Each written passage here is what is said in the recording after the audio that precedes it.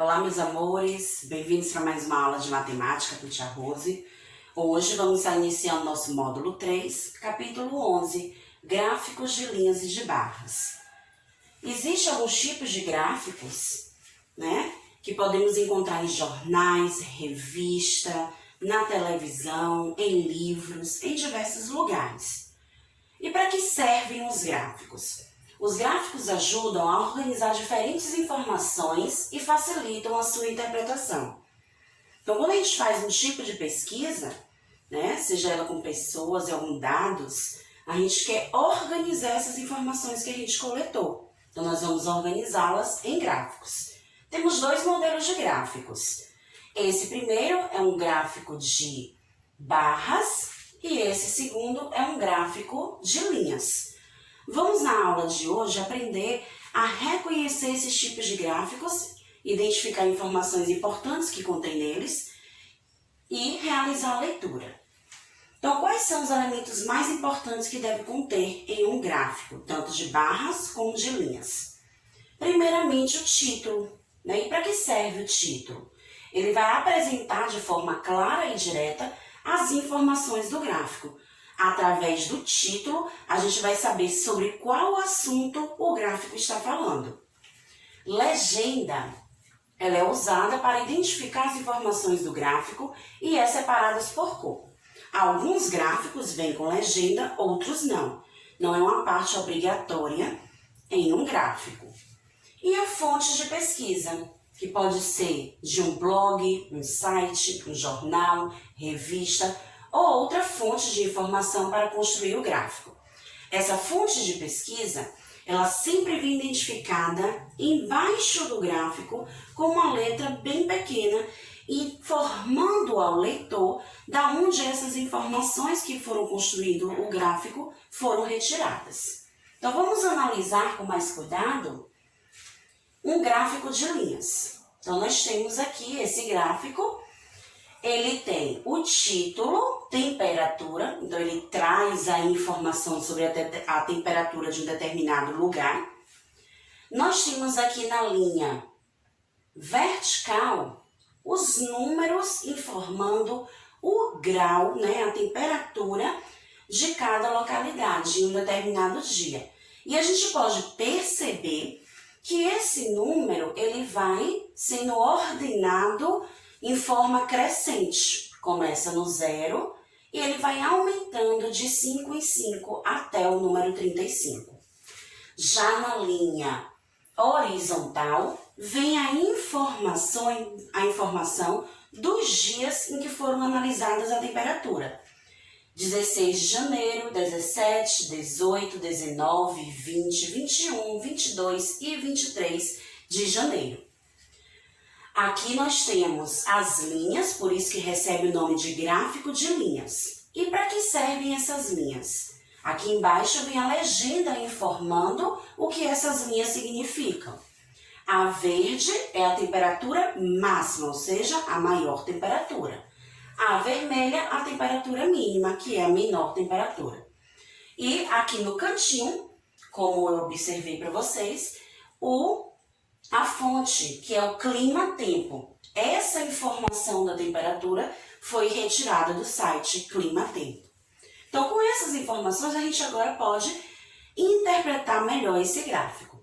Com ele, a gente pode saber qual foi a temperatura máxima no dia 16. Então, para isso, eu vou localizar o dia 16, que está aqui, e ver que na legenda máxima é o verde. Então, quando eu observo o dia 16, teve a temperatura máxima de 32 graus. Ou seja, turma, cada pontinho desse que vem na linha representa uma temperatura que houve naquele determinado dia. Então, vamos para algumas perguntas. Quais dias registraram temperaturas mínimas iguais? Ou seja, voltando no gráfico de linhas, quais são os dias que teve a temperatura mínima igual? Então, a gente vai primeiro descobrir qual das linhas é a mínima. É a vermelha. Então, quais são os dias que manteve o mesmo número? Aqui nós temos o 23, não tem outro. O 22 também não tem outro. O 21, o 20 e o 25 não se repetem. mas podemos observar que o 24 se repete 3 vezes. Então, na direção do dia 21, 22 e 23, são os dias que tiveram a mesma temperatura. Outra perguntinha. Quais dias registraram temperaturas máximas iguais? A máxima está sendo representada pela cor verde. Então, a gente vai fazer a mesma observação, só que agora na linha verde. Vamos identificar quais foram os dias que mantiveram a mesma temperatura. E a gente percebe que o número 31 se repete. Então, 31 a gente vai posicionar e olhar a direção do dia 19 e 20 de janeiro. Então, esses dias tiveram a temperatura máxima igual. Vejam que 31 não é o maior número, mas ele está localizado na linha que representa a temperatura máxima. Por isso que ele é o número que vai se repetir. E a última pergunta sobre o gráfico de linhas. Em qual dia as temperaturas máxima e mínima estiveram mais próximas? Ou seja, que elas mantiveram ali o mesmo número. Não o mesmo número não, o número mais próximo um do outro. Então, nós vamos observar aqui os números tanto da linha do mínima quanto do máxima. E vamos ver aonde elas tentaram se aproximar mais.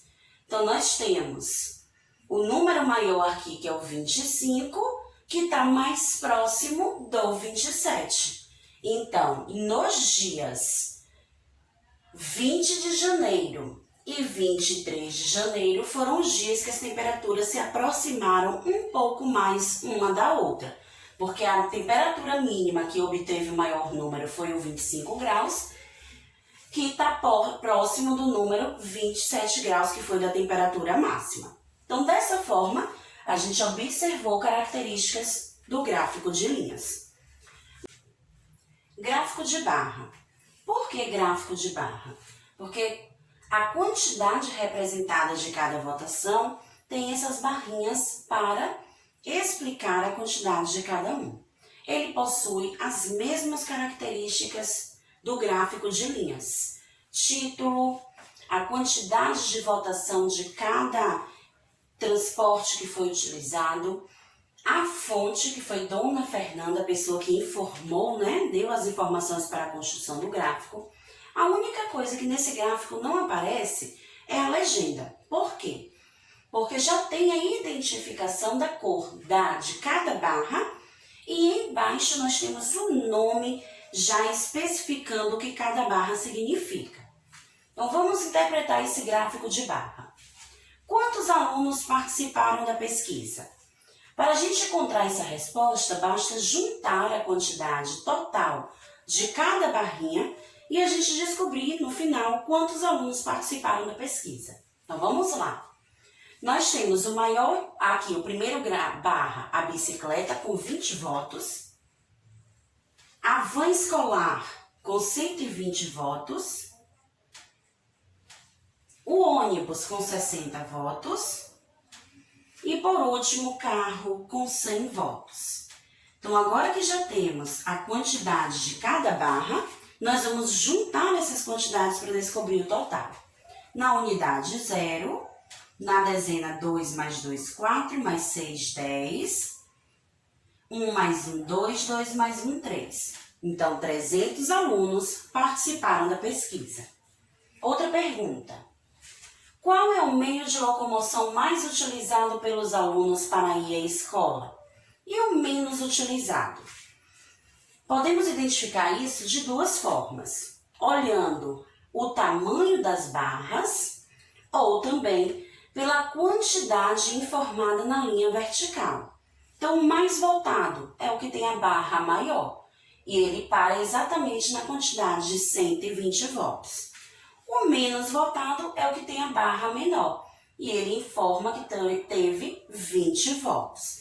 Então, nós temos van escolar, que foi o mais votado, e bicicleta, o menos votado. Quantos alunos utilizaram carro para ir à escola? Então, mais uma vez, a gente vai apenas utilizar a barra como informação.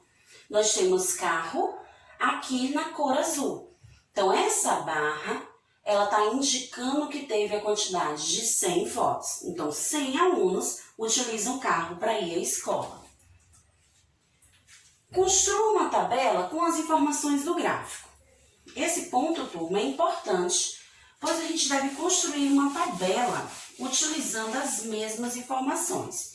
Não podemos acrescentar informações novas, nem deixar de colocar informações que contenham no gráfico. E como fazer para construir essa tabela? Primeira coisa, anotar o título. Então, qual é o título? Meios de transportes usados pelos alunos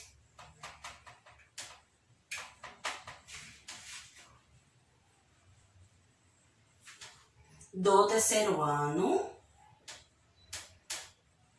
para ir à escola. Então, esse é o nosso título. Agora, a segunda parte é montar a nossa tabela. Nós podemos perceber que temos 4 tipos de transporte que foram escolhidos. Então, nós temos que ter uma coluna para os tipos de transportes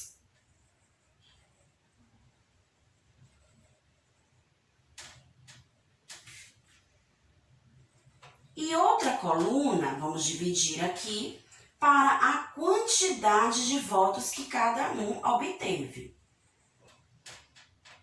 E aí nós vamos fechar a nossa tabela. Agora, para finalizar, nós vamos registrar cada barrinha dessa com o seu nome na nossa tabela. Primeiro, bicicleta. E aí nós vamos dividindo a nossa tabela. Depois, a van escolar.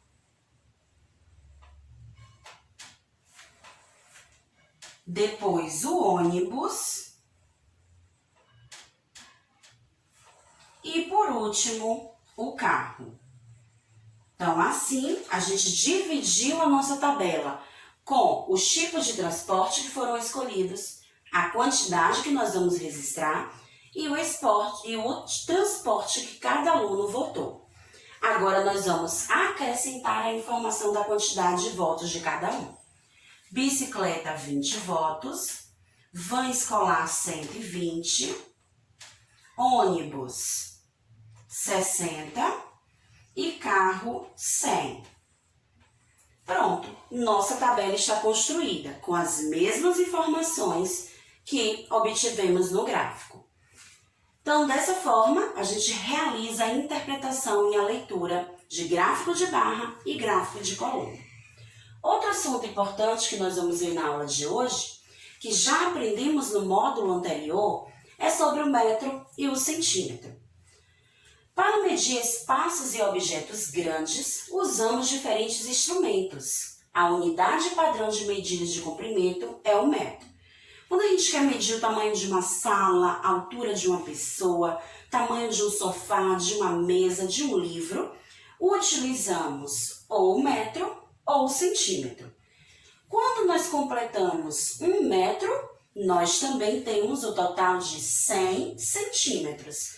Ou podemos escrever 1M, porque a letra M significa metros, ou podemos escrever 100 cm. E o símbolo cm significa a palavra centímetros.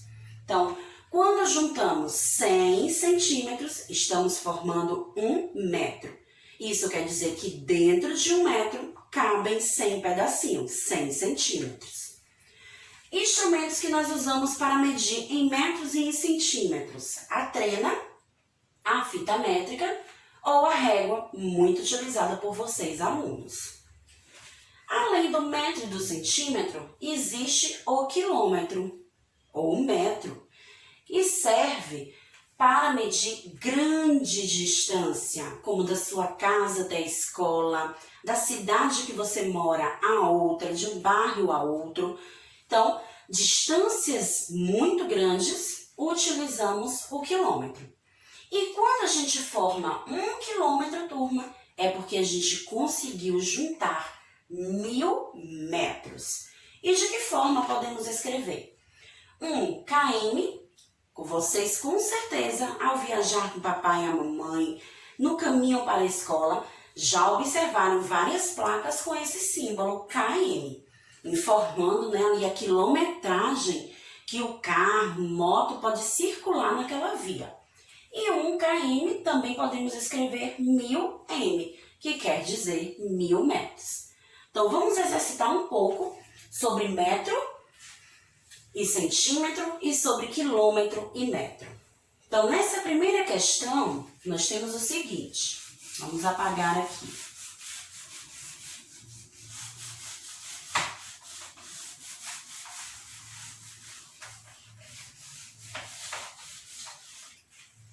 Um metro equivale a 100 centímetros, vimos isso na estante. 1 quilômetro equivale a 1000 metros.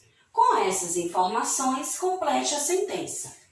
Então, na letra A, temos meio metro mais. Então, quanto eu devo juntar a meio metro para formar 1 metro? Bom, 1 metro, vocês sabem que significa 100 centímetros. Se meio metro significa metade, então quem é a metade de 100? Então, meio metro. Acertou se você disse 50. Então, meio metro é 50. Então, para formar 1 metro, eu devo juntar 50 com mais 50 e iremos formar 1 metro. Já na letra B, nós temos 80 centímetros para formar 1 metro. Se 1 metro é 100, eu já tenho 80, eu vou precisar de quanto para chegar em 100? 20, correto. Letra C. 1 metro e 32 centímetros. Eu preciso agora transformar esse número, 1 metro e 32 centímetros, tudo em centímetro. Como assim, tia Rose? 1 metro vale quanto? Centímetros. Vale 100. Então, eu tenho 100 centímetros para juntar com 32 centímetros. Então, eu terei o total de 132 centímetros. Então, ao invés de escrever utilizando metro e centímetro, eu escrevi tudo totalmente em centímetros.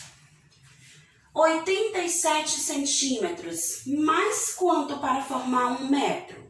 Então, se eu tenho 87, eu preciso de quanto para chegar em 100? Então, 87 para chegar em 90, preciso de 3, fica mais fácil agora. E 90 para chegar em 100, preciso apenas de 10.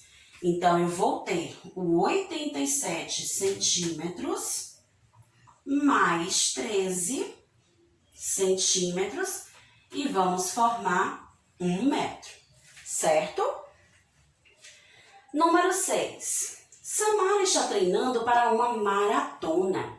Todos os dias ela pedala 10 quilômetros. Opa! Ela pedala bastante, hein? Letra A. Quantos metros Samara pedala por dia?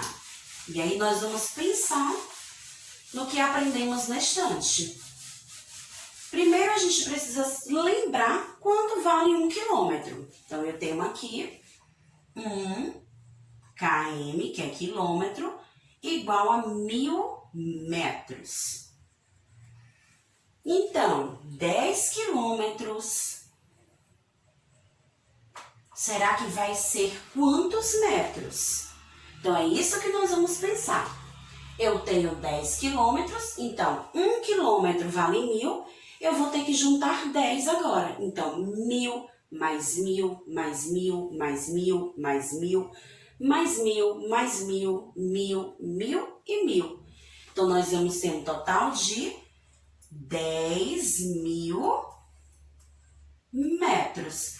Ou seja, nós estamos juntando, agrupando de 1000 em 1000 e obtivemos um total de 10.000 metros. De segunda a sexta, quantos quilômetros ela percorre? Então, em um único dia, ela percorre 10.000. Mas agora a gente precisa descobrir quando ela anda. Na segunda, terça, quarta, quinta e sexta. Então, se na segunda ela anda 10.000, na terça ela vai andar também 10.000, 10.000 na quarta, 10.000 na quinta, 10.000 na sexta. Então, ao final da semana, 10, 20, 30, 40, 50.000 metros, ela consegue andar da segunda até a sexta. Aqui nessa questão, a gente foi agrupando de 10 em 10.000 para descobrir quantos quilômetros ela percorre em uma semana. Então, turma, na aula de hoje, a gente pôde aprender um pouco sobre gráfico de linha e gráfico de coluna e relembrar um pouquinho mais sobre metro e centímetro, quilômetro e metro. Tchau, tchau e até a próxima aula.